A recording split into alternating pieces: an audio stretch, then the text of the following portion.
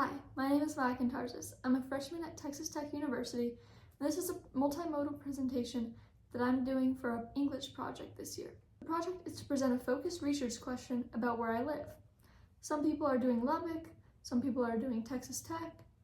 I chose to do, literally, where I live, my neighborhood, Vintage Township. So, my research question is, how are the residents of Vintage Township impacted by the security measures enforced this Halloween of 2025. I chose this topic because it's a recent event and I had already been hearing varied opinions as well as making my own. So, to get this information, I posted a survey on Facebook twice to make sure I could get as many responses as possible. I ended up with a total of 25 responses answering these 8 questions. Question 1 was, did you use the resident-only parking pass this year? Question 2 was, did you have any guests or visitors use the resident-only parking passes? Question 3 was, how did you feel about the implementation of the parking tags this year? Question 4 was, did you have any issues with the barricades by your house, if there were any? Question 5 was, did you enjoy the improved security measures and the overall Halloween experience? Question 6 was, what were your thoughts on the 4 p.m. setup time for the barricades? Question 7 was, at the end of the day, did you feel safer? And question 8 was an open opportunity for neighbors to suggest what they would like to see happen next year security-wise. So, for question 1, did you use the resident-only parking passes this year? We had 36% say no, which is represented by the red, and 64% said yes, which is represented by the blue.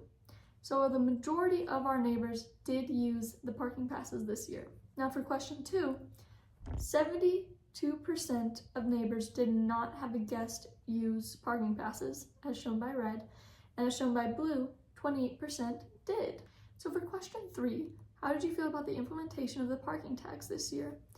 We had a variety of answers leading to a consensus that was very effective.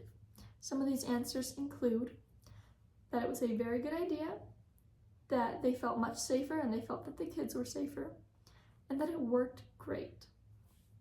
For question 4, the consensus was no. There were not many issues with the barricades near people's houses. While most of the answers were no, some people did have slight issues. For one neighbor had to escort construction workers out of the neighborhood. Another neighbor noticed that many people driving by would get confused and have to turn around to get back into the neighborhood because they tried to enter through a street that had barricades. One neighbor complained that the barricades continuously were being moved, and one simply said that they wish we had more of them. So for question 5, did you enjoy the improved security measures this year? We had an overall consensus of yes.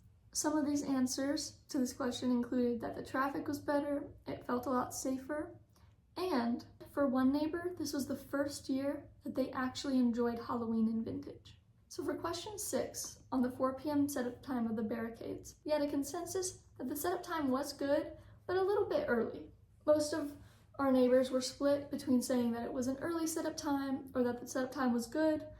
Some said that they had people coming a bit earlier. Others said that it would be more convenient if it was set up a little bit later due to the overlap of school let out as well as people getting off work. But overall, it's a good time frame. When asking neighbors if they felt safer, we received a resounding yes. They said that the traffic was better, that they and the kids were much safer, and that the new security implementations were an overall success. When asking for suggestions, we received fewer responses than in the other questions. We had multiple people stating that they would like for us to repeat the same process for next year. Another neighbor suggested emailed reminders of entrance and exit routes into the neighborhood to minimize confusion. Another neighbor said that in their 7 years of living here, this was the safest and smoothest security process. One neighbor suggested that we do not advertise to the public, most likely to keep the numbers down and reduce crowds. The overall consensus, though, was that the process was very effective and they would like to see it implemented again next year. Now, aside from these survey responses, I did do one in-person interview with my neighbor, Tim Dallas. Tim Dallas keeps a record of how many kids come by every single year. In 2024, it was 1,500 kids, and in 2025, it was 1,750. Kids continued to come until 9:30, having started trickling in around 3:30, Now, it is estimated that we were closer to 3,000 guests than the 1750 when you include families and friends who don't come up to the doors to trick or treat. There are many factors that could have led to an increase in the amount of people showing up this year. One being good weather, another being that it was a Friday. Word of mouth of the increased security precautions could have had an effect, but it is also unlikely. People from all across Lubbock come to Vintage Township to trick or treat every year because of how safe it is. Not being able to park in the neighborhood this year led to a less overwhelming experience, meaning more people wanted to come and more people enjoyed the night. Despite not being able to park in the neighborhood, people found other places to park, including the HEB parking lot, the Falls, and Oakmont. Due to Halloween being an unorganized event, it is incredibly important for us to ensure the safety of our neighbors and of our guests. Not allowing parking in the neighborhood was a very important aspect of ensuring safety, due to the way that our roads are built. Vintage Township is built with narrow, winding roads to ensure that we drive slowly. When we have big events like Halloween, it's difficult to ensure that the flow of traffic is safe, and we have so many kids running around that we need to make sure that there can be no issues. We also need to make sure that in case of an emergency vehicles are able to make it through the streets, where in previous years it would have been nearly impossible for a police car, an ambulance, or a fire truck to get through the neighborhood with all of the children and the cars parked along the streets.